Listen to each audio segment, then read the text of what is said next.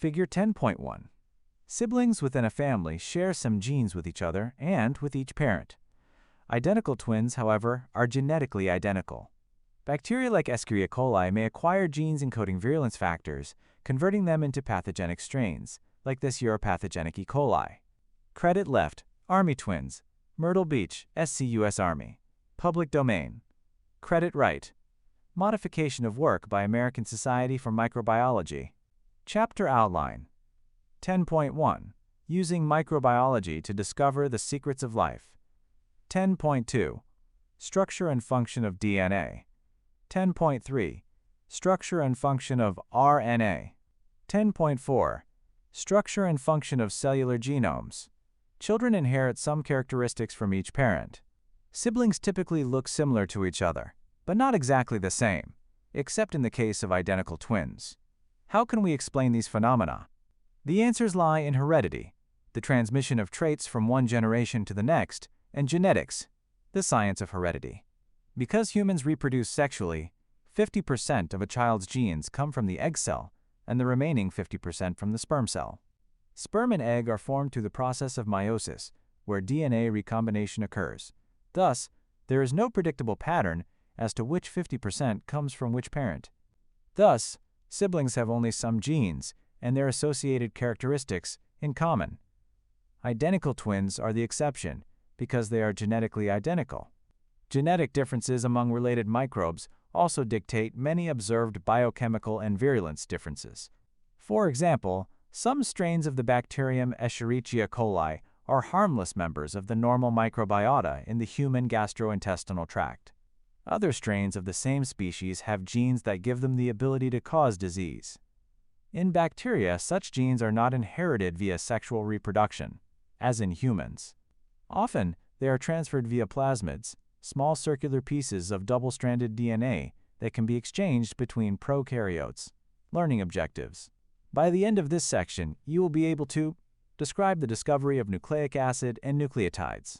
Explain the historical experiments that led to the characterization of DNA.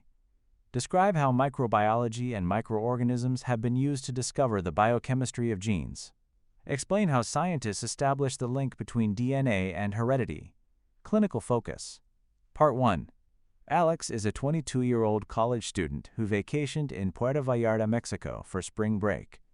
Unfortunately, 2 days after flying home to Ohio, he began to experience abdominal cramping and extensive watery diarrhea.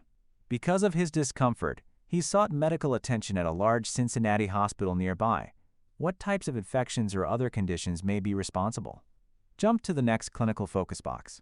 Through the early 20th century, DNA was not yet recognized as the genetic material responsible for heredity, the passage of traits from one generation to the next. In fact, much of the research was dismissed until the mid-20th century. The scientific community believed, incorrectly, that the process of inheritance involved a blending of parental traits that produced an intermediate physical appearance in offspring.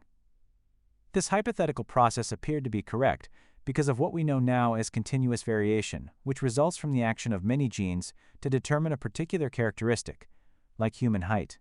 Offspring appear to be a blend of their parents' traits when we look at characteristics that exhibit continuous variation. The blending theory of inheritance asserted that the original parental traits were lost or absorbed by the blending in the offspring, but we now know that this is not the case.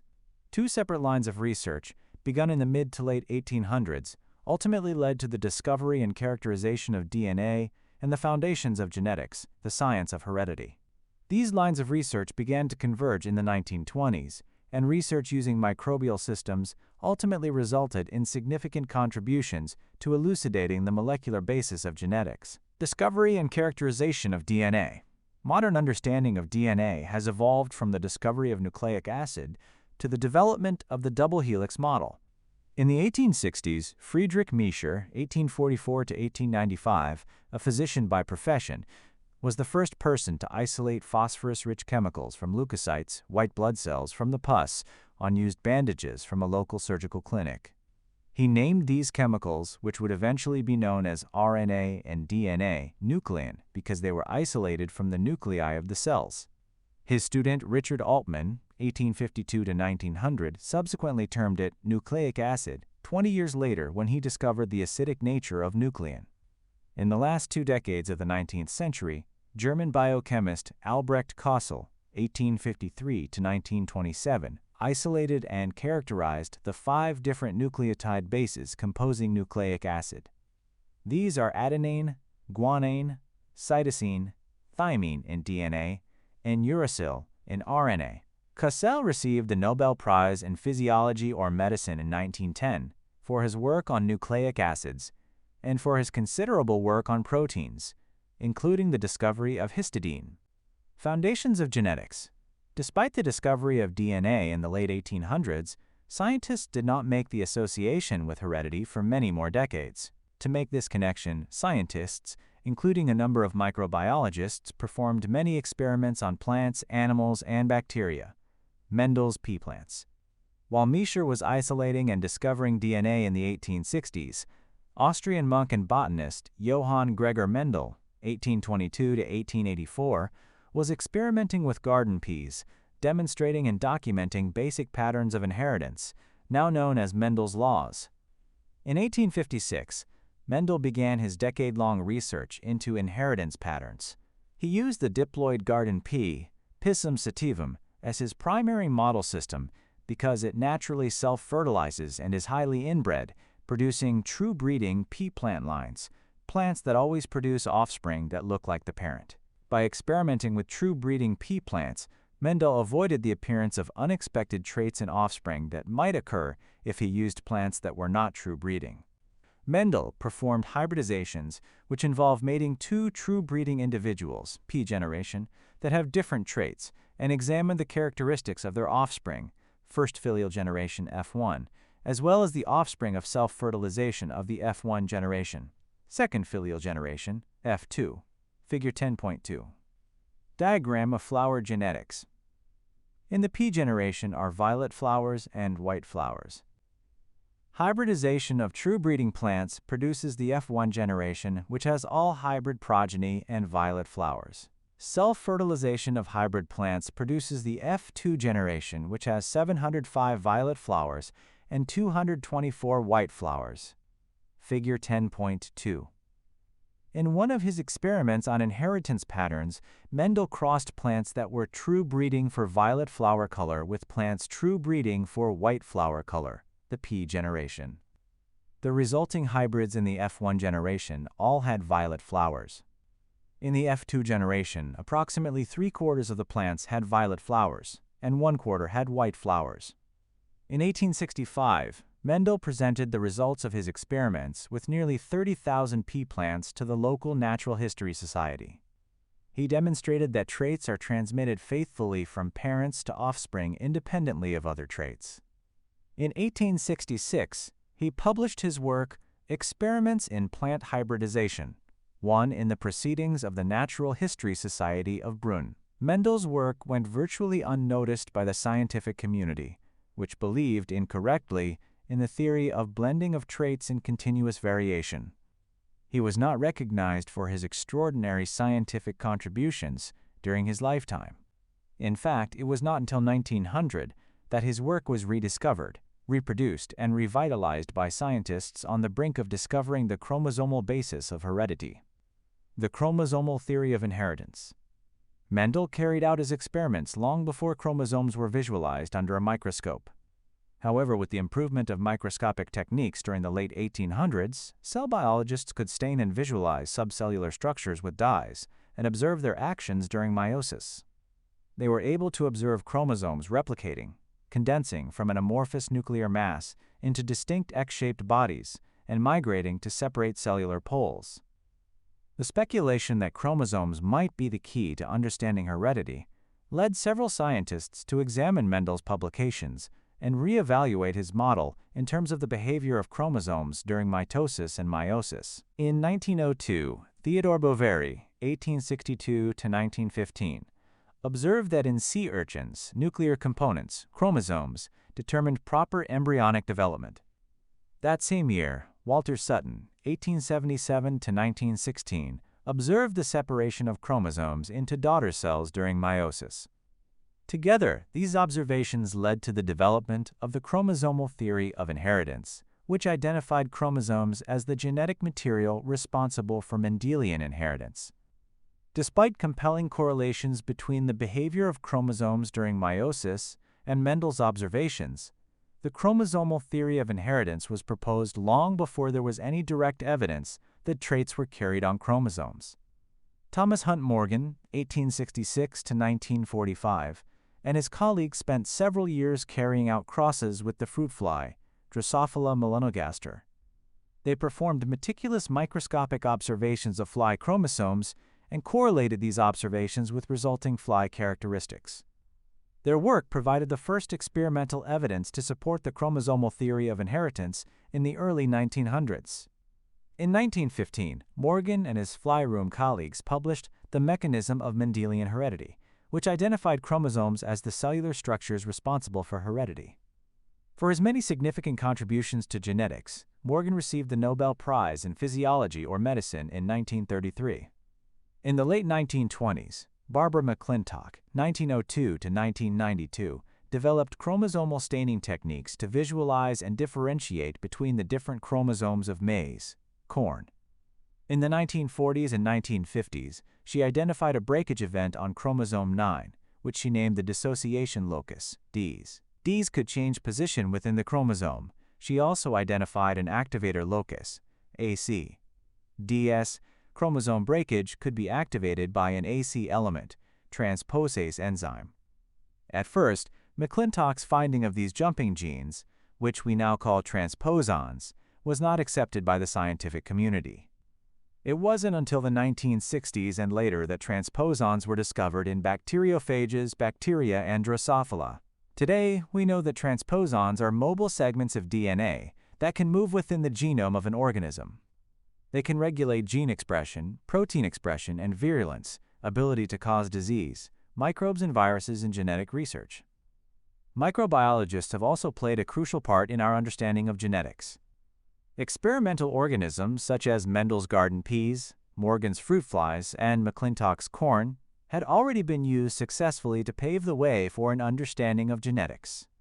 However, microbes and viruses were, and still are, excellent model systems for the study of genetics because, unlike peas, fruit flies, and corn, they are propagated more easily in the laboratory, growing to high population densities in a small amount of space and in a short time. In addition, because of their structural simplicity, microbes and viruses are more readily manipulated genetically. Fortunately, despite significant differences in size, structure, reproduction strategies, and other biological characteristics, there is biochemical unity among all organisms. They have in common the same underlying molecules responsible for heredity and the use of genetic material to give cells their varying characteristics. In the words of French scientist Jacques Monod, what is true for E. coli is also true for the elephant, meaning that the biochemistry of life has been maintained throughout evolution and is shared in all forms of life, from simple unicellular organisms to large, complex organisms. This biochemical continuity makes microbes excellent models to use for genetic studies.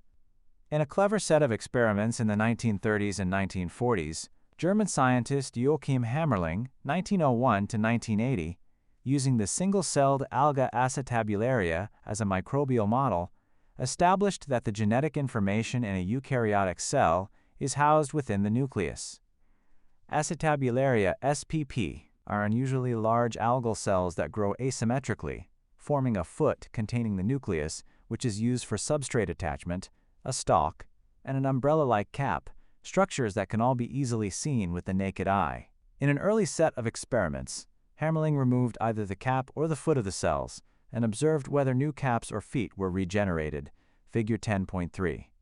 He found that when the foot of these cells was removed, new feet did not grow.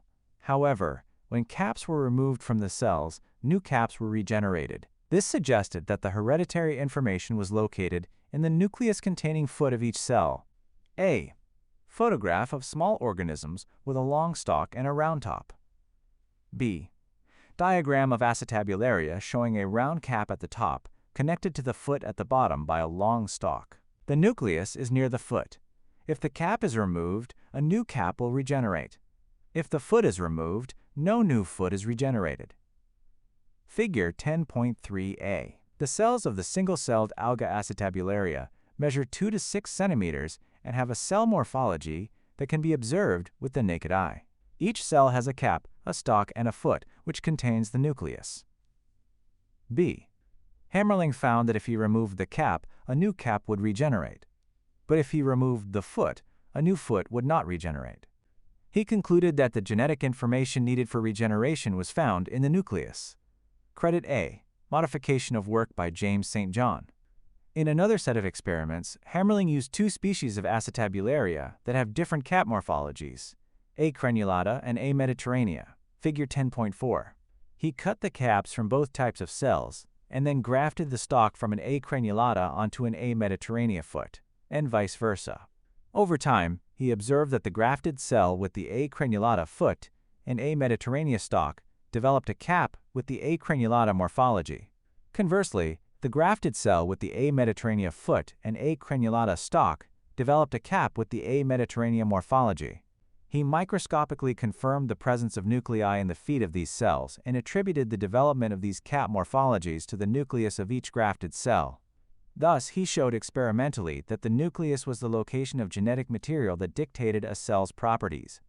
A diagram of two different acetabularia. Both have a foot and long stalk, but A. mediterranea has a round top and A. crenulata has a pom-pom-shaped top. If the foot of A. mediterranea is grafted onto the upper stalks of A. crenulata, the resulting cap looks like A. mediterranea round. If the foot of A. crenulata is grafted onto the upper stalks of A. mediterranea, the resulting cap looks like A. crenulata, pom-pom shape. Figure 10.4. In a second set of experiments, Hammerling used two morphologically different species and grafted stalks from each species to the feet of the other.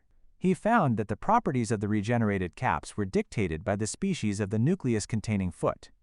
Another microbial model, the red bread mold Neurospora crassa, was used by George Beadle and Edward Tatum to demonstrate the relationship between genes and the proteins they encode. Beadle had worked with fruit flies in Morgan's laboratory, but found them too complex to perform certain types of experiments. Crassa, on the other hand, is a simpler organism and has the ability to grow on a minimal medium because it contains enzymatic pathways that allow it to use the medium to produce its own vitamins and amino acids. Beadle and Tatum irradiated the mold with X-rays to induce changes to a sequence of nucleic acids, called mutations. They mated the irradiated mold spores and attempted to grow them on both a complete medium and a minimal medium. They looked for mutants that grew on a complete medium, supplemented with vitamins and amino acids, but did not grow on the minimal medium lacking these supplements. Such molds theoretically contain mutations in the genes that encoded biosynthetic pathways. Upon finding such mutants, they systematically tested each to determine which vitamin or amino acid it was unable to produce, figure 10.5, and published this work in 1941.2. Diagram of Beadle and Tatum's experiment. Wild-type spores are exposed to X-rays to form mutagenized spores. The wild-type and mutagenized spores are then crossed. The mutants are then grown on complete with amino acids and minimal media without amino acids. Mutants that grow only on complete medium are identified. Spores that cannot grow on a minimal medium are tested on a minimal medium with a single amino acid added. Spores that grow in only one of these tubes have a mutation in the pathway that produces that particular amino acid. Figure 10.5. Beadle and Tatum's experiment involved the mating of irradiated and non-irradiated mold spores. These spores were grown on both complete medium and a minimal medium to determine which amino acid or vitamin the mutant was unable to produce on its own. Subsequent work by Beadle, Tatum, and colleagues showed that they could isolate different classes of mutants that required a particular supplement, like the amino acid arginine, figure 10.6. With some knowledge of the arginine biosynthesis pathway, they identified three classes of arginine mutants by supplementing the minimal medium with intermediates, citrulline or ornithine, in the pathway. The three mutants differed in their abilities to grow in each of the media, which led the group of scientists to propose in 1945 that each type of mutant had a defect in a different gene in the arginine biosynthesis pathway. This led to the so-called one gene, one enzyme hypothesis, which suggested that each gene encodes one enzyme. Subsequent knowledge about the processes of transcription and translation led scientists to revise this to the one gene, one polypeptide hypothesis. Although there are some genes that do not encode polypeptides, but rather encode for transfer RNAs, or ribosomal RNAs, rRNAs, which we will discuss later, the one gene, one enzyme hypothesis is true in many cases, especially in microbes. Beadle and Tatum's discovery of the link between genes and corresponding characteristics earned them the 1958 Nobel Prize in Physiology and Medicine and has since become the basis for modern molecular genetics. The table at the top is labeled Beadle and Tatum experiments and shows the growth pattern of 4 different spores. The wild-type spore grew on minimal medium plus ornithine, plus citrulline, and plus arginine. Mutant 1 did not grow on but did grow on plus ornithine, plus citrulline, and plus arginine. Mutant 2 did not grow on or plus ornithine, but did grow on plus citrulline and plus arginine. Mutant 3 did not grow on plus ornithine or plus citrulline, but did grow on plus arginine. Underneath the table is a diagram that explains these results. The top diagram shows a pathway where gene 1 produces enzyme 1, and enzyme 1 produces ornithine. Gene 2 produces enzyme 2, which converts ornithine to citrulline. Gene 3 produces enzyme 3, which converts citrulline to arginine. Mutant 1 had a mutation in gene 1 that destroyed the function of enzyme 1, so one of the amino acids are produced. Mutant 2 had a mutation in gene 2 that destroyed the function of enzyme 2, so ornithine is still produced, but citrulline and arginine are not. Mutant 3 had a mutation in gene 3 that destroyed the function of enzyme 3, so ornithine and citrulline are produced, but arginine is not. Figure 10.6.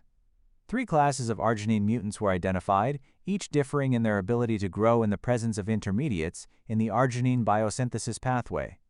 From this, Beadle and Tatum concluded that each mutant was defective in a different gene, encoding a different enzyme in the arginine biosynthesis pathway, leading to their one gene, one enzyme hypothesis.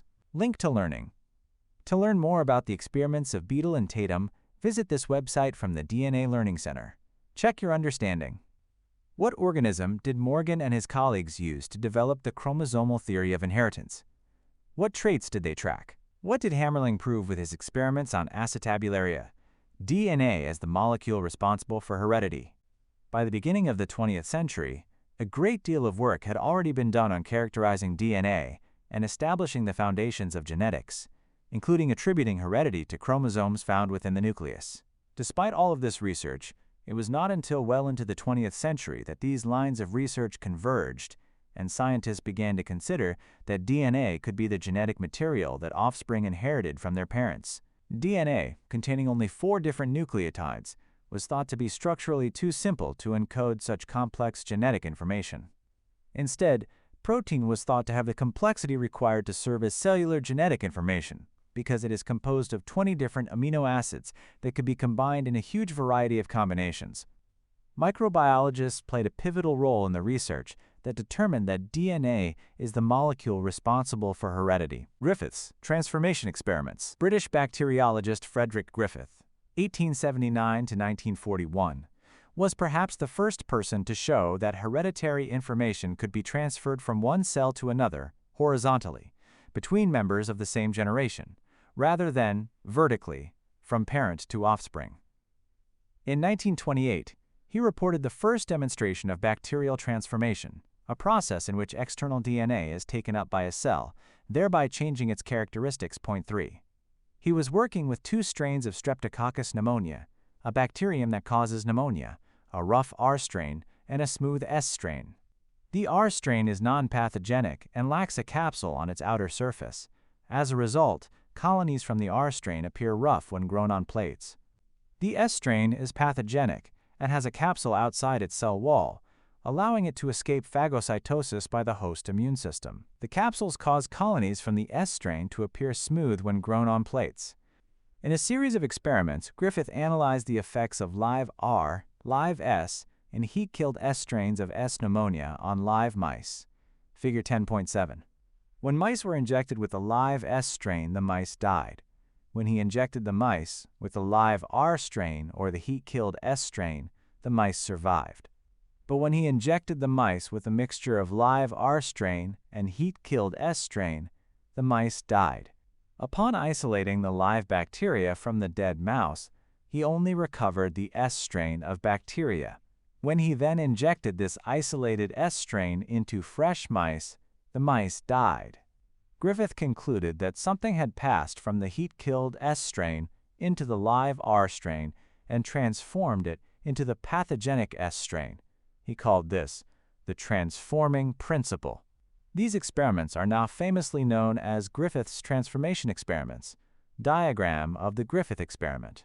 In the control experiment, the rough strain, non-virulent, is injected into the mouse and the mouse lives. In experiment 1, the heat-killed smooth strain is injected into a mouse and the mouse lives. In experiment 2, the rough strain and the heat-killed smooth strain are injected into a mouse and the mouse dies. In experiment 3, the smooth strain, virulent strain recovered from dead mice in experiment 2, is injected into mice and the mice die. Figure 10.7. In his famous series of experiments, Griffith used 2 strains of S. pneumoniae. The S strain is pathogenic and causes death. Mice injected with the non-pathogenic R strain or the heat-killed S strain survive. However, a combination of the heat-killed S strain and the live R strain causes the mice to die. The S strain recovered from the dead mouse showed that something had passed from the heat-killed S strain to the R strain, transforming the R strain into an S strain in the process. In 1944, Oswald Avery, Colin MacLeod, and Macklin McCarty were interested in exploring Griffith's transforming principle further. They isolated the S strain from infected dead mice, heat-killed it, and inactivated various components of the S extract, conducting a systematic elimination study, Figure 10.8. They used enzymes that specifically degraded proteins, RNA, and DNA, and mixed the S extract with each of these individual enzymes. Then, they tested each extract/enzyme combination's resulting ability to transform the R strain, as observed by the diffuse growth of the S strain in culture media, and confirmed visually by growth on plates. They found that when DNA was degraded, the resulting mixture was no longer able to transform the R strain bacteria, whereas no other enzymatic treatment was able to prevent transformation. This led them to conclude that DNA was the transforming principle. Despite their results, many scientists did not accept their conclusion, instead believing that there were protein contaminants within their extracts. A diagram of Avery, MacLeod, and McCarty's experiment, determining the identity of the hereditary material. Heat is used to kill S strain of S. Pneumonia and capsule components are removed from solution. This produces a solution with DNA, RNA, and proteins. This solution is then placed into 4 tubes. In the control, no enzymes are used, so DNA, RNA, and proteins are all present. R cells are then added, and S cells are found because transformation occurred. In the next experiment, proteases degrade proteins in the sample, leaving DNA and RNA. R cells are added, and S cells are found. Therefore, transformation occurred in the absence of proteins. In the next experiment, ribonucleases degrade RNA in the sample, leaving DNA and proteins. R cells are added, and S cells are found. Therefore, transformation occurred in the absence of RNA. In the final experiment, deoxyribonucleases degrade DNA in the sample, leaving proteins and RNA. R cells are added, and S cells are not found. Therefore, transformation does not occur without DNA. DNA is necessary for transformation. Figure 10.8. Oswald Avery, Colin MacLeod, and Macklin McCarty followed up on Griffith's experiment and experimentally determined that the transforming principle was DNA. Check your understanding. How did Avery, MacLeod, and McCarty's experiments show that DNA was the transforming principle first described by Griffith? Hershey and Chase's proof of DNA as genetic material. Alfred Hershey and Martha Chase performed their own experiments in 1952 and were able to provide confirmatory evidence that DNA, not protein, was the genetic material. Figure 10.9.4. Hershey and Chase were studying a bacteriophage, a virus that infects bacteria. Viruses typically have a simple structure, a protein coat called the capsid, and a nucleic acid core that contains the genetic material, either DNA or RNA. See viruses. The particular bacteriophage they were studying was the T2 bacteriophage, which infects E. coli cells. As we now know today, T2 attaches to the surface of the bacterial cell, and then it injects its nucleic acids inside the cell. The phage DNA makes multiple copies of itself using the host machinery, and eventually the host cell bursts, releasing a large number of bacteriophages. Hershey and Chase labeled the protein coat in one batch of phage using radioactive sulfur, 35S, because sulfur is found in the amino acids methionine and cysteine, but not in nucleic acids. They labeled the DNA in another batch using radioactive phosphorus, 32P, because phosphorus is found in DNA and RNA, but not typically in protein. Each batch of phage was allowed to infect the cells separately. After infection, Hershey and Chase put each phage bacterial suspension in a blender, which detached the phage coats from the host cell and spun down the resulting suspension in a centrifuge. The heavier bacterial cells settled down and formed a pellet, whereas the lighter phage particles stayed in the supernatant. In the tube with the protein labeled, the radioactivity remained only in the supernatant. In the tube with the DNA labeled, the radioactivity was detected only in the bacterial cells. Hershey and Chase concluded that it was the phage DNA that was injected into the cell that carried the information to produce more phage particles, thus proving that DNA, not proteins, was the source of the genetic material. As a result of their work, the scientific community more broadly accepted DNA as the molecule responsible for heredity. Diagram of Hershey-Chase experiment. One batch of phage was labeled with 32P, which is incorporated into the DNA. Another batch is labeled with 35S, which is incorporated into the protein coat. Two bacteria were infected with the phage. The researchers were looking to identify if viral DNA or viral protein entered the host's cell. Each culture is blended and centrifuged to separate the phage from the bacteria. The centrifuge separates the lighter phage particles from the heavier bacterial cells. 4 bacteria infected with phage 32P labeled DNA produced 32P labeled phage. Bacteria infected with 35S labeled phage produced unlabeled phage. Figure 10.9. Martha Chase and Alfred Hershey conducted an experiment separately labeling the DNA and proteins of the T2 bacteriophage to determine which component was the genetic material responsible for the production of new phage particles. By the time Hershey and Chase published their experiment in the early 1950s, microbiologists and other scientists had been researching heredity for over 80 years. Building on one another's research during that time culminated in the general agreement that DNA was the genetic material responsible for heredity, figure 10.10. This knowledge set the stage for the age of molecular biology to come and the significant advancements in biotechnology and systems biology that we are experiencing today. Link to learning. To learn more about the experiments involved in the history of genetics and the discovery of DNA as the genetic material of cells, visit this website from the DNA Learning Center. Check your understanding. How did Hershey and Chase use microbes to prove that DNA is genetic material? A timeline. 1865. Mendel documents patterns of heredity in pea plants. 1869. L. Miescher first identifies DNA nuclein. 1902. Sutton and Boveri propose chromosome theory of heredity. 1915. Morgan and his fly room colleagues confirm the chromosome theory of heredity. 1927. Muller shows that X-rays induce mutation. 1928. Griffith's transformation experiments transform non-pathogenic bacterial strains to pathogenic. 1930s. Mammerling shows that hereditary information is contained in the nuclei of eukaryotic cells. 1930. McClintock demonstrates genetic recombination in corn.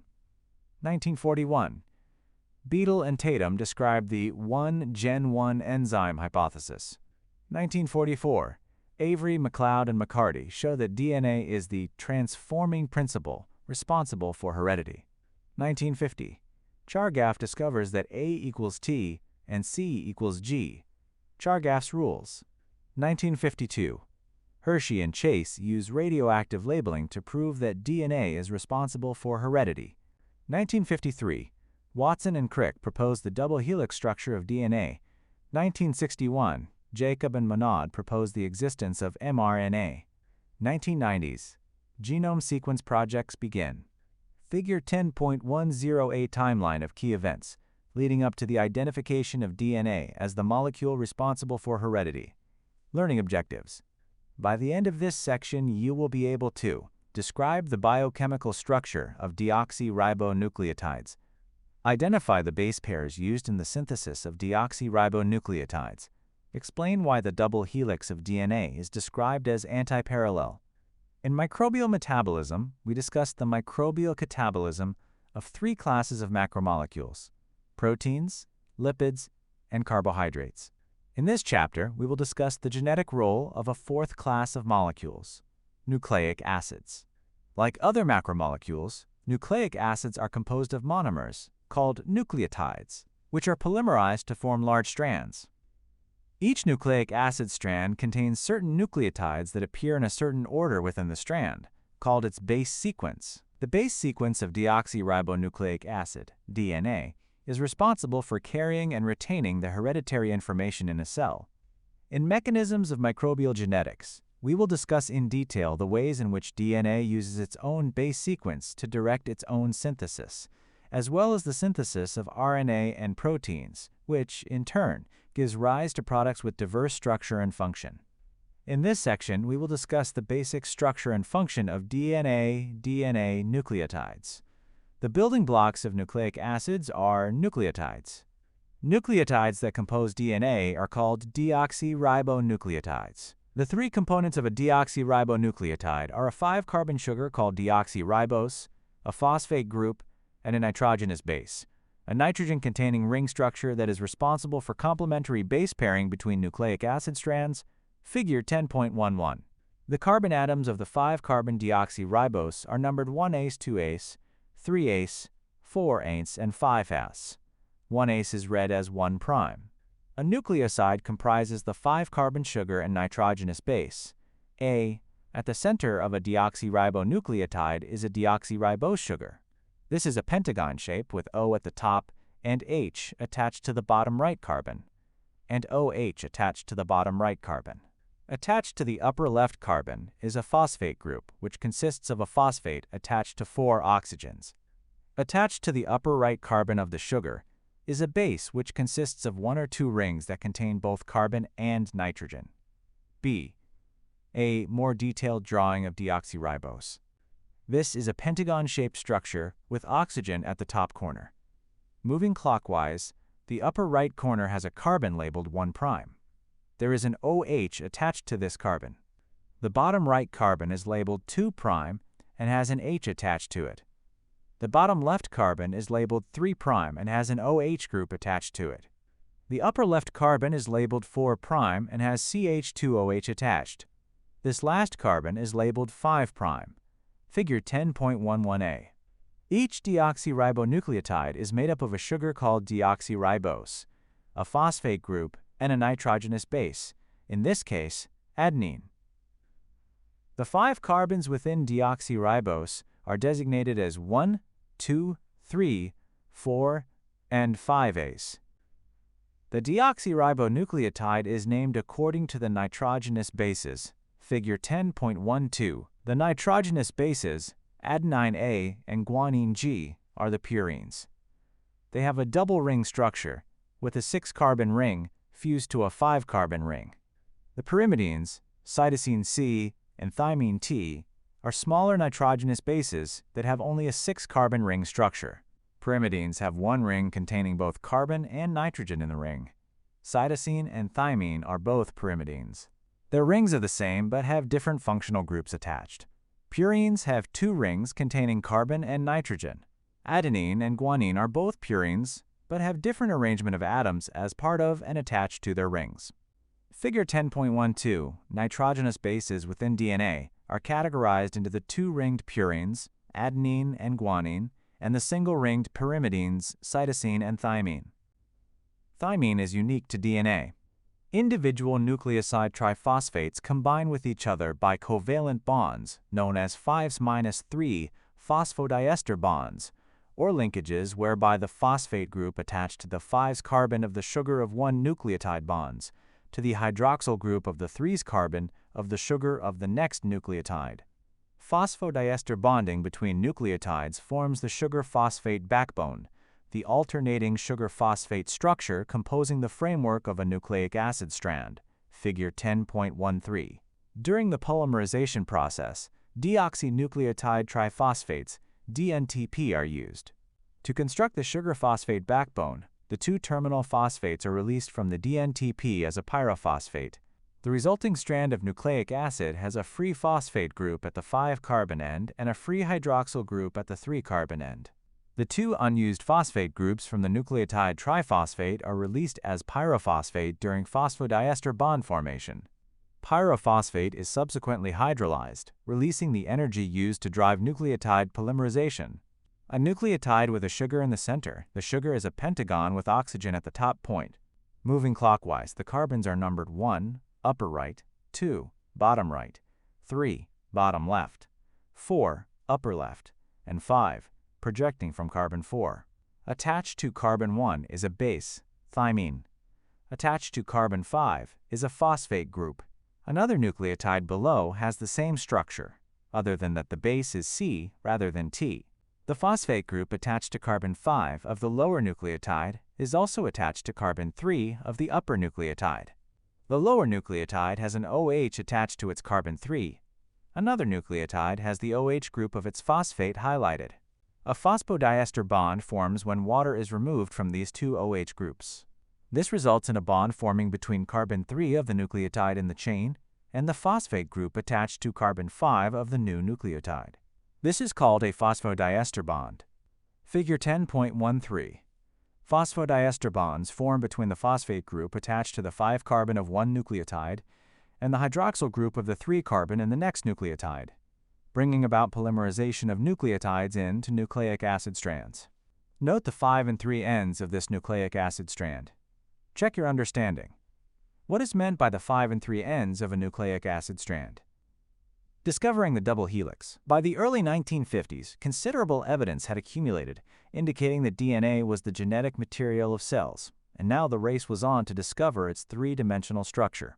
Around this time, Austrian biochemist Erwin Chargaff 1905 to 2002, examined the content of DNA in different species and discovered that adenine, thymine, guanine, and cytosine were not found in equal quantities, and that it varied from species to species, but not between individuals of the same species. He found that the amount of adenine was very close to equaling the amount of thymine, and the amount of cytosine was very close to equaling the amount of guanine, or A equals T and G equals C. These relationships are also known as Chargaff's rules. Other scientists were also actively exploring this field during the mid-20th century. In 1952, American scientist Linus Pauling, 1901 to 1994, was the world's leading structural chemist and odds-on favorite to solve the structure of DNA. Pauling had earlier discovered the structure of protein alpha helices using X-ray diffraction, and based upon X-ray diffraction images of DNA made in his laboratory, he proposed a triple-stranded model of DNA. 6. At the same time, British researchers Rosalind Franklin, 1920 to 1958, and her graduate student R.G. Gosling were also using X-ray diffraction to understand the structure of DNA, figure 10.14. It was Franklin's scientific expertise that resulted in the production of more well-defined X-ray diffraction images of DNA that would clearly show the overall double helix structure of DNA. The X-ray diffraction pattern of DNA shows its helical nature. A photograph of a fuzzy spiral with fuzzy black dots forming a fuzzy figure 8. Figure 10.14. The X-ray diffraction pattern of DNA shows its helical nature. Credit: National Institutes of Health. James Watson, 1928, an American scientist, and Francis Crick, 1916 to 2004, a British scientist, were working together in the 1950s to discover DNA structure. They used Chargaff's rules and Franklin and Wilkins' X-ray diffraction images of DNA fibers to piece together the purine-pyrimidine pairing of the double helical DNA molecule, figure 10.15. In April 1953, Watson and Crick published their model of the DNA double helix in Nature.7. The same issue additionally included papers by Wilkins and colleagues, 8, as well as by Franklin and Gosling, 9 each describing different aspects of the molecular structure of DNA. In 1962, James Watson, Francis Crick, and Maurice Wilkins were awarded the Nobel Prize in Physiology and Medicine. Unfortunately, by then Franklin had died, and Nobel Prizes at the time were not awarded posthumously. Work continued, however, on learning about the structure of DNA. In 1973, Alexander Rich, 1924 to 2015, and colleagues were able to analyze DNA crystals to confirm and further elucidate DNA structure. 10. A photograph of a wire model in a museum. Figure 10.15. In 1953, James Watson and Francis Crick built this model of the structure of DNA, shown here on display at the Science Museum in London. Check your understanding. Which scientists are given most of the credit for describing the molecular structure of DNA? DNA structure. Watson and Crick proposed that DNA is made up of two strands that are twisted around each other to form a right-handed helix.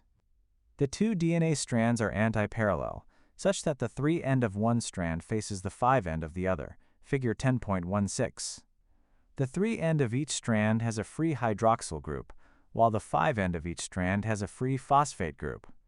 The sugar and phosphate of the polymerized nucleotides form the backbone of the structure, whereas the nitrogenous bases are stacked inside. These nitrogenous bases on the interior of the molecule interact with each other, base pairing.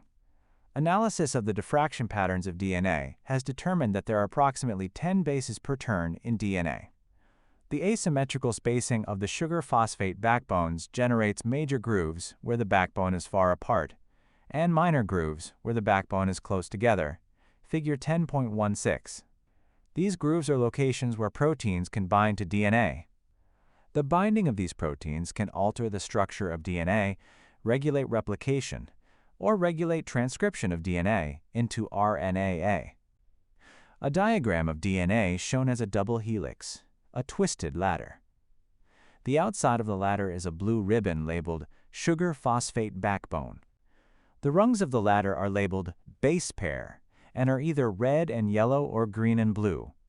Red indicates the nitrogenous base adenine, yellow indicates the nitrogenous base thymine, blue indicates the nitrogenous base guanine, green indicates the nitrogenous base cytosine.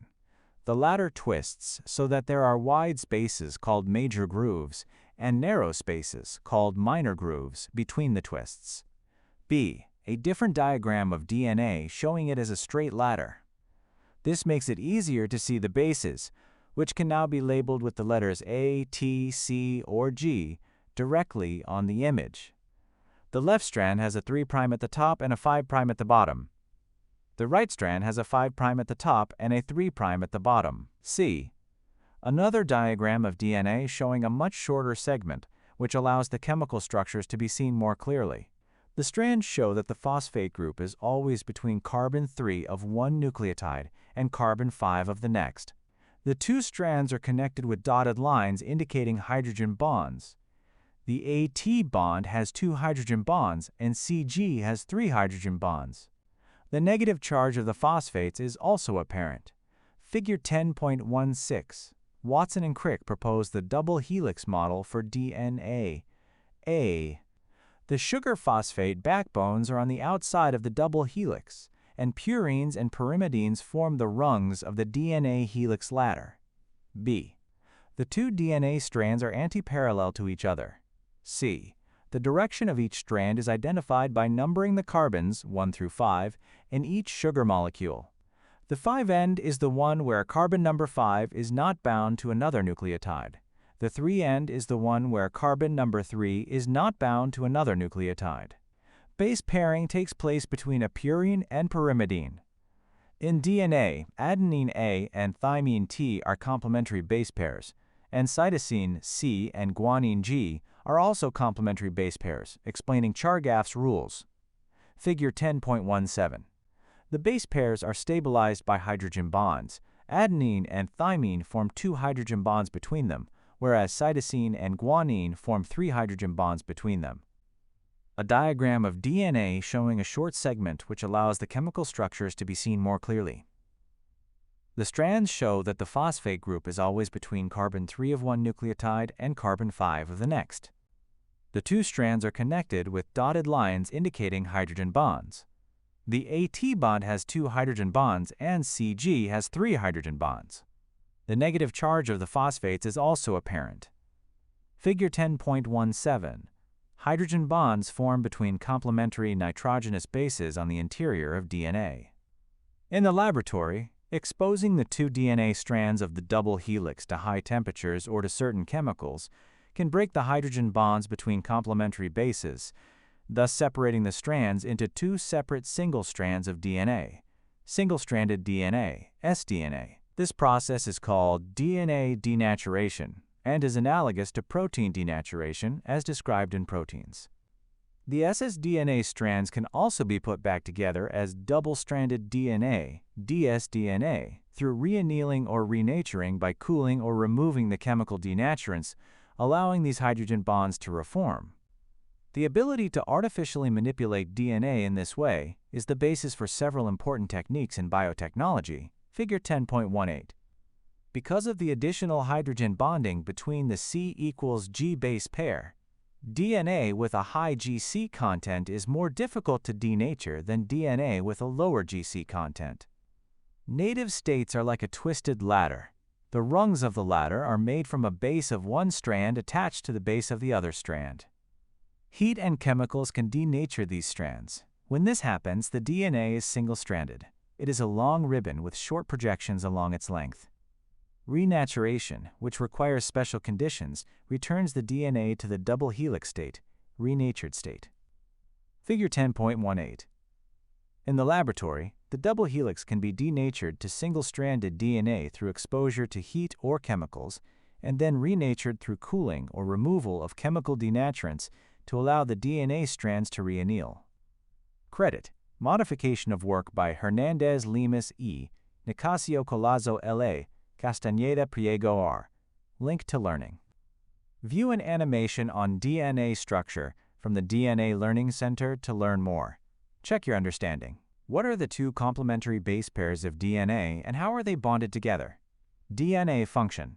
DNA stores the information needed to build and control the cell. The transmission of this information from mother to daughter cells is called vertical gene transfer, and it occurs through the process of DNA replication. DNA is replicated when a cell makes a duplicate copy of its DNA.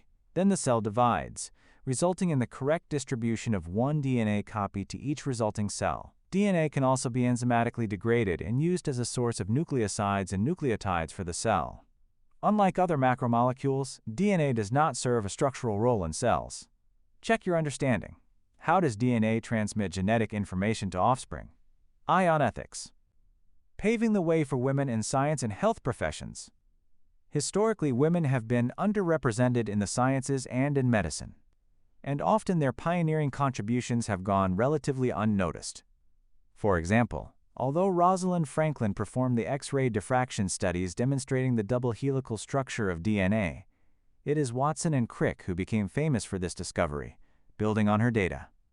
There still remains great controversy over whether their acquisition of her data was appropriate, and whether personality conflicts and gender bias contributed to the delayed recognition of her significant contributions. Similarly, Barbara McClintock did pioneering work in maize-corn genetics from the 1930s through 1950s, discovering transposons, jumping genes, but she was not recognized until much later, receiving a Nobel Prize in Physiology or Medicine in 1983, figure 10.19. Today, women still remain underrepresented in many fields of science and medicine.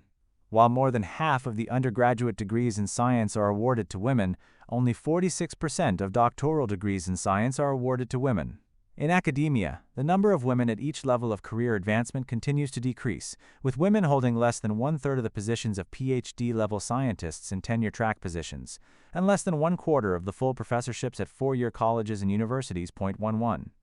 Even in the health professions, like nearly all other fields, women are often underrepresented in many medical careers and earn significantly less than their male counterparts, as shown in a 2013 study published by the Journal of the American Medical Association. 12. Why do such disparities continue to exist, and how do we break these cycles? The situation is complex and likely results from the combination of various factors, including how society conditions the behaviors of girls from a young age and supports their interests, both professionally and personally. Some have suggested that women do not belong in the laboratory, including Nobel Prize winner Tim Hunt, whose 2015 public comments suggesting that women are too emotional for Science 13 were met with widespread condemnation. Perhaps girls should be supported more from a young age in the areas of science and math. Figure 10.19. Science, technology, engineering, and mathematics, STEM, programs sponsored by the American Association of University Women, AAUW 14, and National Aeronautics and Space Administration, NASA 15, are excellent examples of programs that offer such support. Contributions by women in science should be made known more widely to the public, and marketing targeted to young girls should include more images of historically and professionally successful female scientists and medical professionals, encouraging all bright young minds, including girls and women, to pursue careers in science and medicine. A. Photograph of Barbara McClintock. B. Photograph of two women scientists in lab. Figure 10.19. A. Barbara McClintock's work on maize genetics in the 1930s through 1950s resulted in the discovery of transposons, but its significance was not recognized at the time. B. Efforts to appropriately mentor and to provide continued societal support for women in science and medicine may someday help alleviate some of the issues preventing gender equality at all levels in science and medicine. Credit A. Modification of work by Smithsonian Institution. Credit B. Modification of work by Haney S.L., Hinkle A.S., Jones N.L., Martin C.A., Olszewski P.J., Roberts M.F. Clinical focus. Part 2. Based upon his symptoms, Alex's physician suspects that he is suffering from a foodborne illness that he acquired during his travels. Possibilities include bacterial infection, e.g., enterotoxigenic E. coli, Vibrio cholerae, Campylobacter jejuni, Salmonella, viral infection, rotavirus or norovirus, or protozoan infection, Giardia lamblia, Cryptosporidium parvum, or Entamoeba histolytica.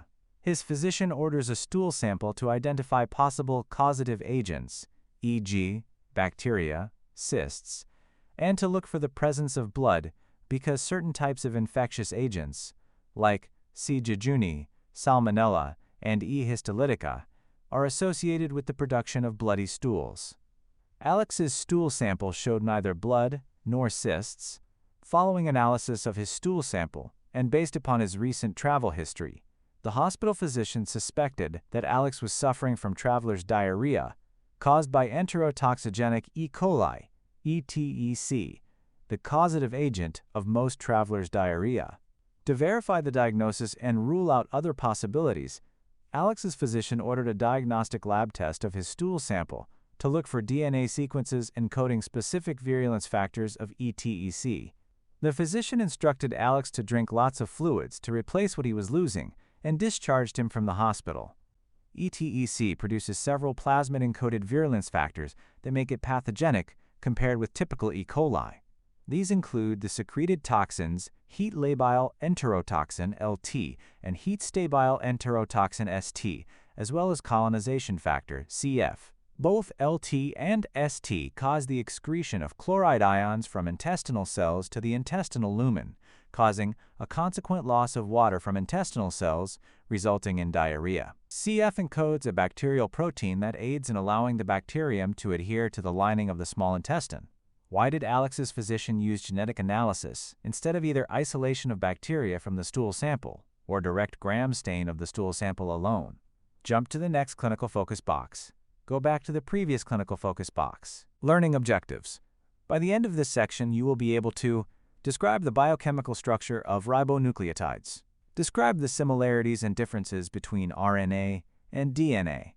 Describe the functions of the three main types of RNA used in protein synthesis. Explain how RNA can serve as hereditary information. Structurally speaking, ribonucleic acid, RNA, is quite similar to DNA. However, whereas DNA molecules are typically long and double-stranded, RNA molecules are much shorter and are typically single-stranded. RNA molecules perform a variety of roles in the cell, but are mainly involved in the process of protein synthesis, translation, and its regulation. RNA structure. RNA is typically single-stranded and is made of ribonucleotides that are linked by phosphodiester bonds. A ribonucleotide in the RNA chain contains ribose, the pentose sugar, one of the four nitrogenous bases, A, U, G, and C, and a phosphate group. The subtle structural difference between the sugars gives DNA added stability, making DNA more suitable for storage of genetic information, whereas the relative instability of RNA makes it more suitable for its more short-term functions. The RNA-specific pyrimidine uracil forms a complementary base pair with adenine and is used instead of the thymine used in DNA. Even though RNA is single-stranded, most types of RNA molecules show extensive intramolecular base pairing between complementary sequences within the RNA strand, creating a predictable three-dimensional structure essential for their function. Figure 10.20 and Figure 10.21. A. Diagrams of ribose in RNA and deoxyribose in DNA. Both have a pentagon shape with oxygen at the top point of the pentagon. Both have an OH at carbon 1 and 3 and a CH2OH at carbon 4. This last carbon is carbon 5. The difference is that ribose has an OH at carbon 2 and deoxyribose has an H at carbon 2. B. Diagrams of thymine, T in DNA, and uracil, U in RNA. Both have a single hexagon ring containing carbons and nitrogens. Both have a double-bound O at the top carbon and the bottom left carbon. The difference is that the top right carbon has an H in uracil and a CH3 in thymine. Figure 10.20a. Ribonucleotides contain the pentose sugar ribose instead of the deoxyribose found in deoxyribonucleotides. bRNA contains the pyrimidine uracil in place of thymine found in DNA. A diagram of DNA and RNA. DNA has the double helix shape with the helix of sugar phosphates on the outside and the base pairs on the inside. RNA has a single helix of sugar phosphates with nitrogenous bases along the length of the helix. B.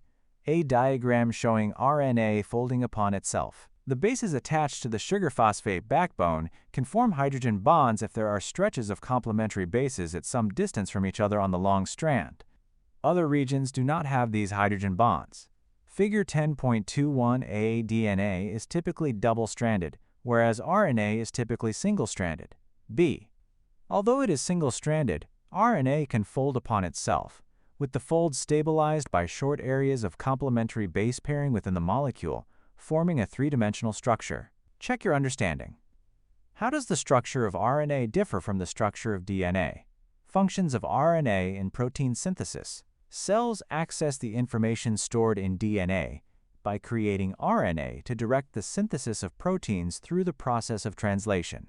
Proteins within a cell have many functions, including building cellular structures and serving as enzyme catalysts for cellular chemical reactions that give cells their specific characteristics. The three main types of RNA directly involved in protein synthesis are messenger RNA, mRNA, ribosomal RNA, rRNA, and transfer RNA, tRNA. In 1961, French scientists François Jacob and Jacques Monod hypothesized the existence of an intermediary between DNA and its protein products, which they called messenger RNA.16.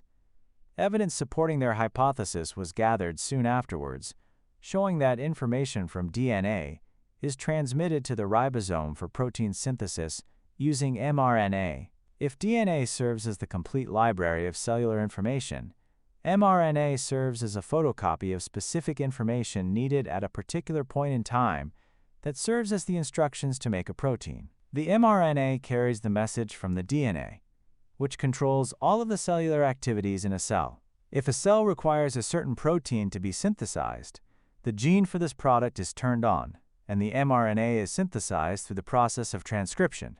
See RNA transcription. The mRNA then interacts with ribosomes and other cellular machinery, figure 10.22, to direct the synthesis of the protein it encodes during the process of translation. See protein synthesis. mRNA is relatively unstable and short-lived in the cell, especially in prokaryotic cells, ensuring that proteins are only made when needed. A diagram showing mRNA as a long strand with sets of 3 letters grouped. The left of the mRNA is labeled 3', the right is labeled 5'.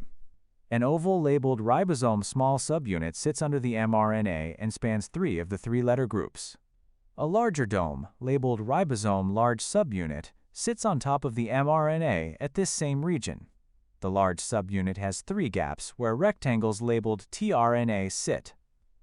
These rectangles each sit on a group of 3 letters on the mRNA at one end and contain an amino acid on the other end. The tRNA on the left has a single amino acid. The tRNA in the middle has a growing peptide chain of many amino acids. The tRNA on the right has no amino acids and is leaving the ribosome. Figure 10.22. A generalized illustration of how mRNA and tRNA are used in protein synthesis within a cell. rRNA and tRNA are stable types of RNA. In prokaryotes and eukaryotes, tRNA and rRNA are encoded in the DNA, then copied into long RNA molecules that are cut to release smaller fragments containing the individual mature RNA species. In eukaryotes, synthesis, cutting, and assembly of rRNA into ribosomes takes place in the nucleolus region of the nucleus, but these activities occur in the cytoplasm of prokaryotes. Neither of these types of RNA carries instructions to direct the synthesis of a polypeptide, but they play other important roles in protein synthesis. Ribosomes are composed of rRNA and protein. As its name suggests, rRNA is a major constituent of ribosomes, composing up to about 60% of the ribosome by mass, and providing the location where the mRNA binds. The rRNA ensures the proper alignment of the mRNA, tRNA, and the ribosomes. The rRNA of the ribosome also has an enzymatic activity, peptidyltransferase, and catalyzes the formation of the peptide bonds between 2 aligned amino acids during protein synthesis. Although rRNA had long been thought to serve primarily a structural role, its catalytic role within the ribosome was proven in 2000.17. Scientists in the laboratories of Thomas Stites, 1940, and Peter Moore, 1939, at Yale University, were able to crystallize the ribosome structure from Haloarcula marismortui, a holophilic archaeon isolated from the Dead Sea. Because of the importance of this work, Stites shared the 2009 Nobel Prize in Chemistry with other scientists who made significant contributions to the understanding of ribosome structure. Transfer RNA is the 3rd main type of RNA and one of the smallest, usually only 70 to 90 nucleotides long. It carries the correct amino acid to the site of protein synthesis in the ribosome. It is the base pairing between the tRNA and mRNA that allows for the correct amino acid to be inserted in the polypeptide chain, being synthesized, figure 10.23. Any mutations in the tRNA or rRNA can result in global problems for the cell because both are necessary for proper protein synthesis. Table 10.1. A diagram of the 2-dimensional tRNA, which is a single, long strand of RNA, folded into a plus shape with loops on the sides and bottom. The regions where the tRNA is folded so that there are 2 parts of the strand forming the linear portions of the plus are held together by hydrogen bonds labeled intramolecular pairing. The loop at the bottom has a set of 3 letters that are complementary to 3 letters on the mRNA. The top part of the plus has a single-stranded end at the 3' end. This is attached to an amino acid. B. The 3-dimensional structure looks like single strand folded into a double-stranded structure with a bend in the middle. Figure 10.23 A tRNA molecule is a single-stranded molecule that exhibits significant intracellular base pairing, giving it its characteristic three-dimensional shape. Structure and function of RNA, mRNA, rRNA, tRNA. Structure short, unstable, single-stranded RNA corresponding to a gene encoded within DNA longer. Stable RNA molecules composing 60% of ribosome's mass. Short, 70 to 90 nucleotides. Stable RNA with extensive intramolecular base pairing. Contains an amino acid binding site and an mRNA binding site. Function serves as intermediary between DNA and protein. Used by ribosome to direct synthesis of protein. It encodes, ensures the proper alignment of mRNA, tRNA, and ribosome during protein synthesis. Catalyzes peptide bond formation between amino acids. Carries the correct amino acid to the site of protein synthesis in the ribosome. Table 10.1. Check your understanding. What are the functions of the three major types of RNA molecules involved in protein synthesis? RNA as hereditary information. Although RNA does not serve as the hereditary information in most cells, RNA does hold this function for many viruses that do not contain DNA. Thus, RNA clearly does have the additional capacity to serve as genetic information. Although RNA is typically single-stranded within cells, there is significant diversity in viruses. Rhinoviruses, which cause the common cold, influenza viruses, and the Ebola virus are single-stranded RNA viruses. Rotaviruses, which cause severe gastroenteritis in children and other immunocompromised individuals, are examples of double-stranded RNA viruses. Because double-stranded RNA is uncommon in eukaryotic cells, its presence serves as an indicator of viral infection. The implications for a virus having an RNA genome instead of a DNA genome are discussed in more detail in Viruses, Learning Objectives. By the end of this section, you will be able to define gene and genotype, and differentiate genotype from phenotype, describe chromosome structure and packaging, compare prokaryotic and eukaryotic chromosomes, explain why extrachromosomal DNA is important in a cell. Thus far, we have discussed the structure and function of individual pieces of DNA and RNA. In this section, we will discuss how all of an organism's genetic material, collectively referred to as its genome, is organized inside of the cell. Since an organism's genetics, to a large extent, dictate its characteristics, it should not be surprising that organisms differ in the arrangement of their DNA and RNA.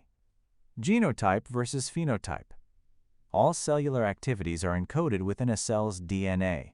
The sequence of bases within a DNA molecule represents the genetic information of the cell. Segments of DNA molecules are called genes, and individual genes contain the instructional code necessary for synthesizing various proteins, enzymes, or stable RNA molecules. The full collection of genes that a cell contains within its genome is called its genotype. However, a cell does not express all of its genes simultaneously. Instead, it expresses, or turns off certain genes when necessary. The set of genes being expressed at any given point in time determines the cell's activities and its observable characteristics, referred to as its phenotype. Genes that are always expressed are known as constitutive genes. Some constitutive genes are known as housekeeping genes because they are necessary for the basic functions of the cell.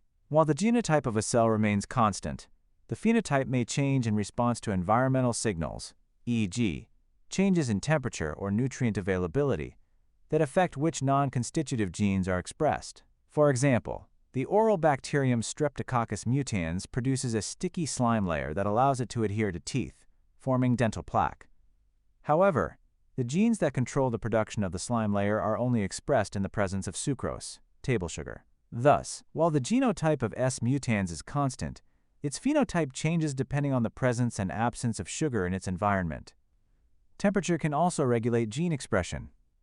For example, the gram-negative bacterium Serratia marcescens, a pathogen frequently associated with hospital-acquired infections, produces a red pigment at 28 degrees Celsius, but not at 37 degrees Celsius, the normal internal temperature of the human body. Figure 10.24. A photo of an agar plate with pink cells on the left and one with beige cells on the right. Both plates are labeled S. marcescens. The pink culture was grown at 28 degrees, the beige culture at 37 degrees. Figure 10.24. Both plates contain strains of Serratia marcescens that have the gene for red pigment. However, this gene is expressed at 28 degrees Celsius, left, but not at 37 degrees Celsius, right. Credit: Modification of work by Anne Aumann. Organization of genetic material. The vast majority of an organism's genome is organized into the cell's chromosomes, which are discrete DNA structures within cells that control cellular activity. Recall that while eukaryotic chromosomes are housed in the membrane-bound nucleus, most prokaryotes contain a single, circular chromosome that is found in an area of the cytoplasm called the nucleoid. See unique characteristics of prokaryotic cells. A chromosome may contain several thousand genes. Organization of eukaryotic chromosome. Chromosome structure differs somewhat between eukaryotic and prokaryotic cells. Eukaryotic chromosomes are typically linear, and eukaryotic cells contain multiple distinct chromosomes. Many eukaryotic cells contain 2 copies of each chromosome and therefore are diploid. The length of a chromosome greatly exceeds the length of the cell, so a chromosome needs to be packaged into a very small space to fit within the cell. For example, the combined length of all of the 3 billion base pairs 18 of DNA of the human genome would measure approximately 2 meters if completely stretched out, and some eukaryotic genomes are many times larger than the human genome. DNA supercoiling refers to the process by which DNA is twisted to fit inside the cell. Supercoiling may result in DNA that is either underwound, less than 1 turn of the helix per 10 base pairs, or overwound, more than 1 turn per 10 base pairs, from its normal relaxed state. Proteins known to be involved in supercoiling include topoisomerases. These enzymes help maintain the structure of supercoiled chromosomes, preventing overwinding of DNA during certain cellular processes like DNA replication. During DNA packaging, DNA-binding proteins called histones perform various levels of DNA wrapping and attachment to scaffolding proteins. The combination of DNA with these attached proteins is referred to as chromatin. In eukaryotes, the packaging of DNA by histones may be influenced by environmental factors that affect the presence of methyl groups on certain cytosine nucleotides of DNA. The influence of environmental factors on DNA packaging is called epigenetics. Epigenetics is another mechanism for regulating gene expression without altering the sequence of nucleotides. Epigenetic changes can be maintained through multiple rounds of cell division and, therefore, can be heritable, linked to learning. View this animation from the DNA Learning Center to learn more about on DNA packaging in eukaryotes. Organization of prokaryotic chromosomes. Chromosomes in bacteria and archaea are usually circular, and a prokaryotic cell typically contains only a single chromosome within the nucleoid. Because the chromosome contains only 1 copy of each gene, prokaryotes are haploid.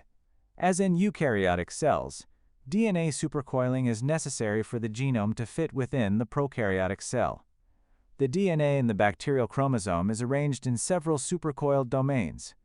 As with eukaryotes, topoisomerases are involved in supercoiling DNA. DNA gyrase is a type of topoisomerase found in bacteria and some archaea that helps prevent the overwinding of DNA.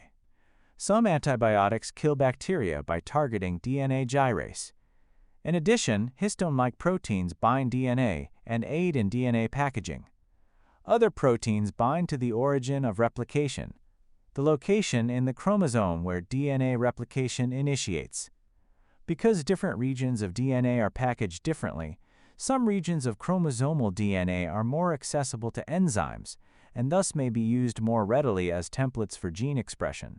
Interestingly, several bacteria, including Helicobacter pylori and Shigella flexneri, have been shown to induce epigenetic changes in their hosts upon infection, leading to chromatin remodeling that may cause long-term effects on host immunity. 19.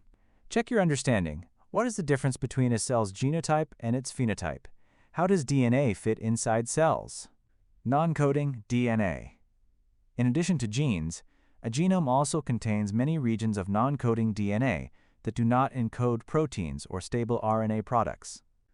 Non-coding DNA is commonly found in areas prior to the start of coding sequences of genes, as well as in intergenic regions, i.e., DNA sequences located between genes. Figure 10.25. A chromosome drawn as an X shape. As the strand unravels, we see that it is a long double helix with genes interspersed with non-coding regions. Figure 10.25 chromosomes typically have a significant amount of non-coding DNA, often found in intergenic regions. Prokaryotes appear to use their genomes very efficiently, with only an average of 12% of the genome being taken up by non-coding sequences. In contrast, non-coding DNA can represent about 98% of the genome in eukaryotes, as seen in humans, but the percentage of non-coding DNA varies between species. 0.20. These non-coding DNA regions were once referred to as junk DNA. However, this terminology is no longer widely accepted because scientists have since found roles for some of these regions, many of which contribute to the regulation of transcription or translation through the production of small non-coding RNA molecules. Although scientists may not fully understand the roles of all non-coding regions of DNA, it is generally believed that they do have purposes within the cell. Check your understanding. What is the role of non-coding DNA? Extrachromosomal DNA. Although most DNA is contained within a cell's chromosomes, many cells have additional molecules of DNA outside the chromosomes, called extrachromosomal DNA, that are also part of its genome. The genomes of eukaryotic cells would also include the chromosomes from any organelles such as mitochondria and/or chloroplasts that these cells maintain. Figure 10.26. The maintenance of circular chromosomes in these organelles is a vestige of their prokaryotic origins and supports the endosymbiotic theory. See Foundations of Modern Cell Theory. In some cases, genomes of certain DNA viruses can also be maintained independently in host cells during latent viral infection. In these cases, these viruses are another form of extrachromosomal DNA. For example, the human papillomavirus, HPV, may be maintained in infected cells in this way. A drawing of a cell. The cell has a large sphere labeled nucleus, smaller ovals labeled mitochondria, and small green ovals labeled chloroplasts. Figure 10.26. The genome of a eukaryotic cell consists of the chromosome housed in the nucleus, and extrachromosomal DNA found in the mitochondria, all cells, and chloroplasts, plants, and algae. The cells shown in B represent cells obtained from a pap smear. The cells on the left are normal squamous cells, whereas the cells on the right are infected with human papillomavirus and show enlarged nuclei with increased staining. Hyperchromasia. Besides chromosomes, some prokaryotes also have smaller loops of DNA called plasmids that may contain one or a few genes not essential for normal growth. Figure 3.12. Bacteria can exchange these plasmids with other bacteria in a process known as horizontal gene transfer, HGT. The exchange of genetic material on plasmids sometimes provides microbes with new genes beneficial for growth and survival under special conditions. In some cases, genes obtained from plasmids may have clinical implications, encoding virulence factors that give a microbe the ability to cause disease or make a microbe resistant to certain antibiotics. Plasmids are also used heavily in genetic engineering and biotechnology as a way to move genes from one cell to another. The role of plasmids in horizontal gene transfer and biotechnology will be discussed further in Mechanisms of Microbial Genetics and Modern Applications of Microbial Genetics. Check your understanding. How are plasmids involved in antibiotic resistance? Case in point, lethal plasmids. Maria, a 20-year-old anthropology student from Texas, recently became ill in the African nation of Botswana, where she was conducting research as part of a study abroad program.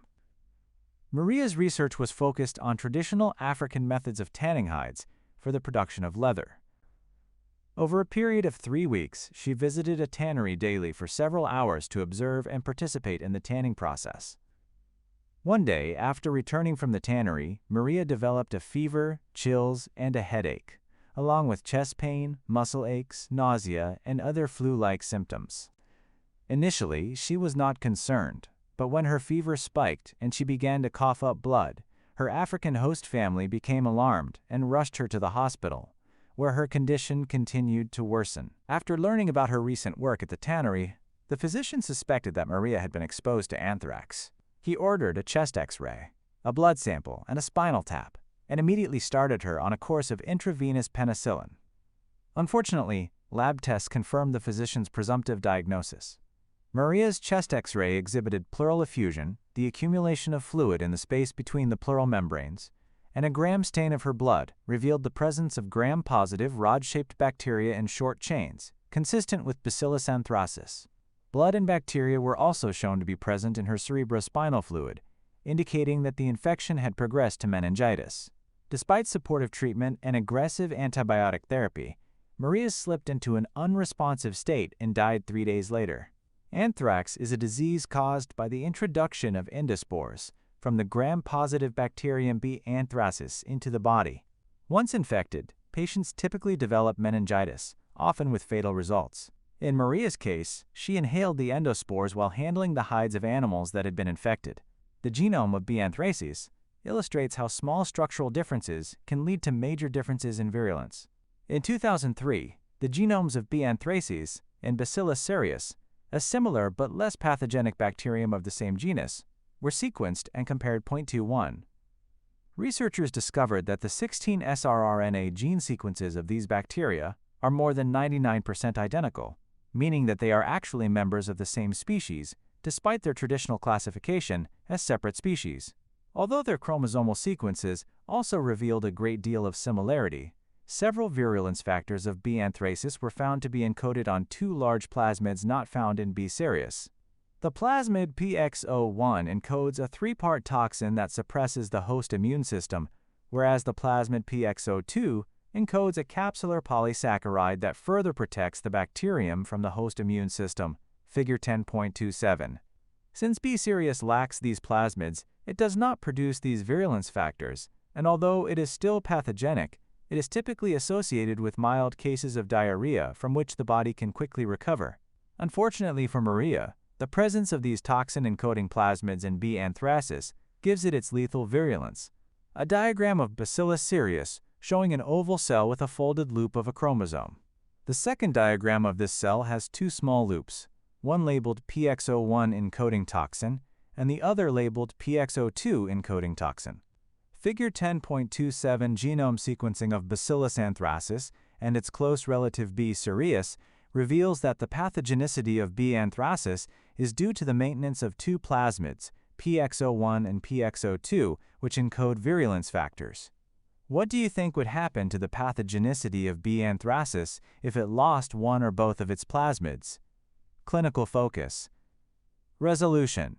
Within 24 hours, the results of the diagnostic test analysis of Alex's stool sample revealed that it was positive for heat labile enterotoxin, LT, heat stabile enterotoxin, ST, and colonization factor, CF, confirming the hospital physician's suspicion of ETEC. During a follow-up with Alex's family physician, this physician noted that Alex's symptoms were not resolving quickly, and he was experiencing discomfort that was preventing him from returning to classes. The family physician prescribed Alex a course of ciprofloxacin to resolve his symptoms. Fortunately, the ciprofloxacin resolved Alex's symptoms within a few days. Alex likely got his infection from ingesting contaminated food or water. Emerging industrialized countries like Mexico are still developing sanitation practices that prevent the contamination of water with fecal material. Travelers in such countries should avoid the ingestion of undercooked foods, especially meats, seafood, vegetables, and unpasteurized dairy products. They should also avoid use of water that has not been treated. This includes drinking water, ice cubes, and even water used for brushing teeth. Using bottled water for these purposes is a good alternative. Good hygiene, hand washing, can also aid the prevention of an ETEC infection. Alex had not been careful about his food or water consumption, which led to his illness. Alex's symptoms were very similar to those of cholera, caused by the gram-negative bacterium Vibrio cholerae, which also produces a toxin similar to ST and LT. At some point in the evolutionary history of ETEC, a non-pathogenic strain of E. coli, similar to those typically found in the gut, may have acquired the genes encoding the ST and LT toxins from V. cholerae. The fact that the genes encoding those toxins are encoded on extrachromosomal plasmids in ETEC supports the idea that these genes were acquired by E. coli and are likely maintained in bacterial populations through horizontal gene transfer. Go back to the previous clinical focus box. Viral genomes. Viral genomes exhibit significant diversity in structure. Some viruses have genomes that consist of DNA as their genetic material. This DNA may be single-stranded, as exemplified by human parvoviruses, or double-stranded, as seen in the herpes viruses and pox viruses. Additionally, although all cellular life uses DNA as its genetic material, some viral genomes are made of either single-stranded or double-stranded RNA molecules, as we have discussed. Viral genomes are typically smaller than most bacterial genomes, encoding only a few genes, because they rely on their hosts to carry out many of the functions required for their replication. The diversity of viral genome structures and their implications for viral replication life cycles are discussed in more detail in the viral life cycle. Check your understanding. Why do viral genomes vary widely among viruses? Microconnections. Genome size matters. There is great variation in size of genomes among different organisms. Most eukaryotes maintain multiple chromosomes. Humans, for example, have 23 pairs, giving them 46 chromosomes. Despite being large at 3 billion base pairs, the human genome is far from the largest genome. Plants often maintain very large genomes, up to 150 billion base pairs, and commonly are polyploid, having multiple copies of each chromosome. The size of bacterial genomes also varies considerably, although they tend to be smaller than eukaryotic genomes. Figure 10.28. Some bacterial genomes may be as small as only 112,000 base pairs. Often the size of a bacterium's genome directly relates to how much the bacterium depends on its host for survival. When a bacterium relies on the host cell to carry out certain functions, it loses the genes encoding the abilities to carry out those functions itself. These types of bacterial endosymbionts are reminiscent of the prokaryotic origins of mitochondria and chloroplasts. From a clinical perspective, obligate and facultative intracellular pathogens also tend to have small genomes, some around 1 million base pairs.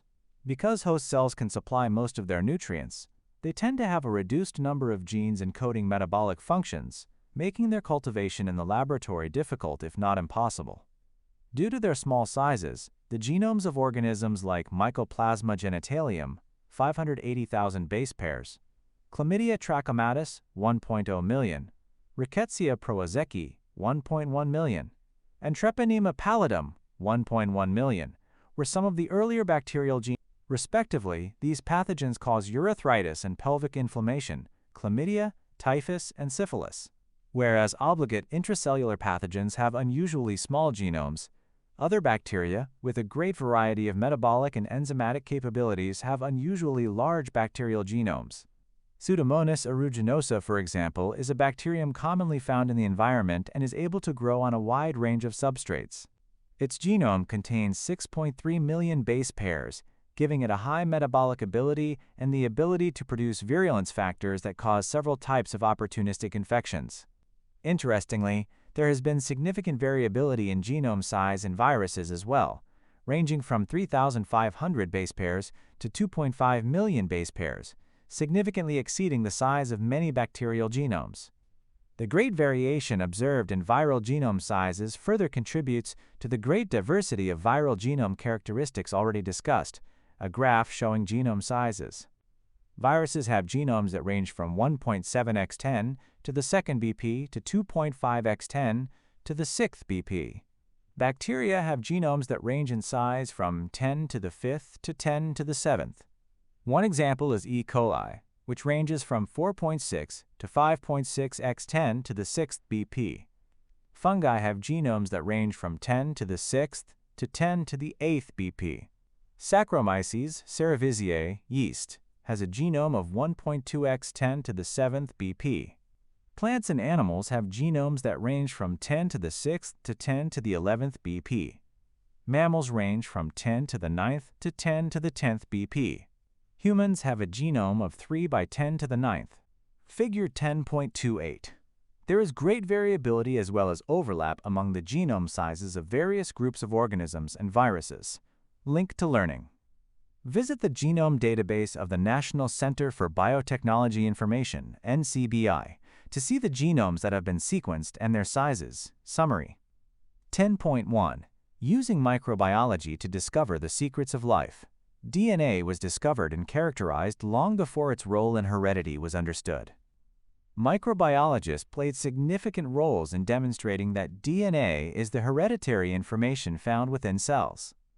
In the 1850s and 1860s, Gregor Mendel experimented with true-breeding garden peas to demonstrate the heritability of specific observable traits. In 1869, Friedrich Miescher isolated and purified a compound rich in phosphorus from the nuclei of white blood cells. He named the compound nuclein. Miescher's student Richard Altman discovered its acidic nature, renaming it nucleic acid. Albrecht Kossel characterized the nucleotide bases found within nucleic acids.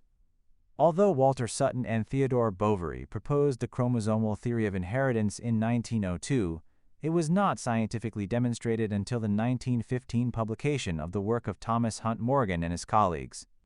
Using acetabularia, a large algal cell, as his model system, Joachim Hammerling demonstrated in the 1930s and 1940s that the nucleus was the location of hereditary information in these cells.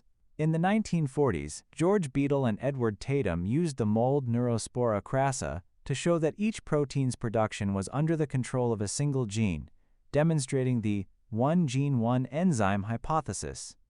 In 1928, Frederick Griffith showed that dead encapsulated bacteria could pass genetic information to live non-encapsulated bacteria and transform them into harmful strains. In 1944, Oswald Avery, Colin MacLeod, and Macklin McCarty identified the compound as DNA. The nature of DNA as the molecule that stores genetic information was unequivocally demonstrated in the experiment of Alfred Hershey and Martha Chase, published in 1952. Labeled DNA from bacterial viruses entered and infected bacterial cells, giving rise to more viral particles. The labeled protein coats did not participate in the transmission of genetic information. 10.2. Structure and function of DNA. Nucleic acids are composed of nucleotides, each of which contains a pentose sugar, a phosphate group, and a nitrogenous base. Deoxyribonucleotides within DNA contain deoxyribose as the pentose sugar. DNA contains the pyrimidines cytosine and thymine, and the purines adenine and guanine. Nucleotides are linked together by phosphodiester bonds between the 5-phosphate group of one nucleotide and the 3-hydroxyl group of another. A nucleic acid strand has a free phosphate group at the 5 end and a free hydroxyl group at the 3 end. Chargaff discovered that the amount of adenine is approximately equal to the amount of thymine in DNA, and that the amount of the guanine is approximately equal to cytosine. These relationships were later determined to be due to complementary base pairing. Watson and Crick, building on the work of Chargaff, Franklin and Gosling, and Wilkins, proposed the double helix model and base pairing for DNA structure. DNA is composed of 2 complementary strands oriented antiparallel to each other, with the phosphodiester backbones on the exterior of the molecule. The nitrogenous bases of each strand face each other, and complementary bases hydrogen bond to each other, stabilizing the double helix. Heat or chemicals can break the hydrogen bonds between complementary bases, denaturing DNA. Cooling or removing chemicals can lead to renaturation or reannealing of DNA by allowing hydrogen bonds to reform between complementary bases. DNA stores the instructions needed to build and control the cell. This information is transmitted from parent to offspring through vertical gene transfer. 10.3. Structure and function of RNA. Ribonucleic acid, RNA, is typically single-stranded and contains ribose as its pentose sugar and the pyrimidine uracil instead of thymine. An RNA strand can undergo significant intramolecular base pairing to take on a 3-dimensional structure. There are 3 main types of RNA, all involved in protein synthesis. Messenger RNA, mRNA, serves as the intermediary between DNA and the synthesis of protein products during translation. Ribosomal RNA, RNA, is a type of stable RNA that is a major constituent of ribosomes. It ensures the proper alignment of the mRNA and the ribosomes during protein synthesis and catalyzes the formation of the peptide bonds between two aligned amino acids during protein synthesis. Transfer RNA tRNA is a small type of stable RNA that carries an amino acid to the corresponding site of protein synthesis in the ribosome. It is the base pairing between the tRNA and mRNA that allows for the correct amino acid to be inserted in the polypeptide chain being synthesized. Although RNA is not used for long-term genetic information in cells, many viruses do use RNA as their genetic material. 10.4. Structure and function of cellular genomes. The entire genetic content of a cell is its genome. Genes code for proteins, or stable RNA molecules, each of which carries out a specific function in the cell. Although the genotype that a cell possesses remains constant, expression of genes is dependent on environmental conditions. A phenotype is the observable characteristics of a cell or organism at a given point in time and results from the complement of genes currently being used. The majority of genetic material is organized into chromosomes that contain the DNA that controls cellular activities. Prokaryotes are typically haploid, usually having a single circular chromosome found in the nucleoid. Eukaryotes are diploid. DNA is organized into multiple linear chromosomes found in the nucleus. Supercoiling and DNA packaging using DNA binding proteins allows lengthy molecules to fit inside a cell. Eukaryotes and archaea use histone proteins, and bacteria use different proteins with similar function. Prokaryotic and eukaryotic genomes both contain non-coding DNA, the function of which is not well understood. Some non-coding DNA appears to participate in the formation of small non-coding RNA molecules that influence gene expression. Some appears to play a role in maintaining chromosomal structure and in DNA packaging. Extrachromosomal DNA in eukaryotes includes the chromosomes found within organelles of prokaryotic origin, mitochondria and chloroplasts, that evolved by endosymbiosis. Some viruses may also maintain themselves extrachromosomally. Extrachromosomal DNA in prokaryotes is commonly maintained as plasmids that encode a few non-essential genes that may be helpful under specific conditions. Plasmids can be spread through a bacterial community by horizontal gene transfer. Viral genomes show extensive variation and may be composed of either RNA or DNA, and may be either double or single-stranded.